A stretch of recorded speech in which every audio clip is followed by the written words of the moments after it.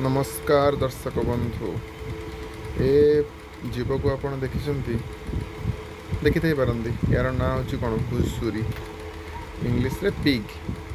माने या भी आमर चाषबास कर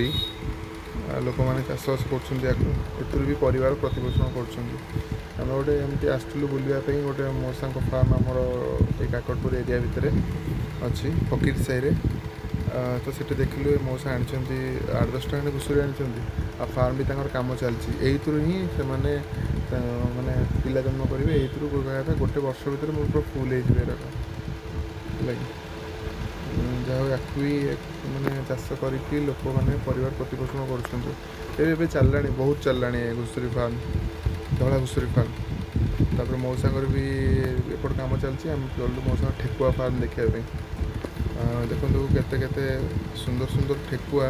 अच्छा आ गए बढ़िया जिन देखो ठेकुआ छुआ केवल आप देखते ठेकुआ छुआ छोट छोट पूरा मुझे फास्ट टाइम पे देखिली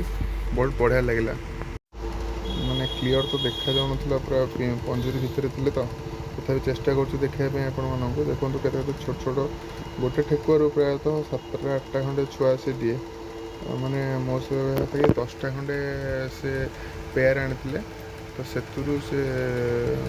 एत सब कर प्रायतः पाखे 2000-3000 भाया ठेकुआ अच्छा आउर भी सी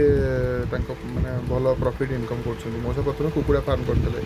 कुकुड़ा फार्म जमी लॉस है से ठेकुआ फार्म कले वर्षे है बढ़िया चली सबू जिनस मौसा बुझी आउ थे भी पाक जी भलसे वीडियो करी विषय आउ नेक्स्ट वीडियो करी आपको सबू देखेबी मौसा केते कौन इन्वेस्ट कर प्रॉफिट अच्छी ओके रही बाय बाय।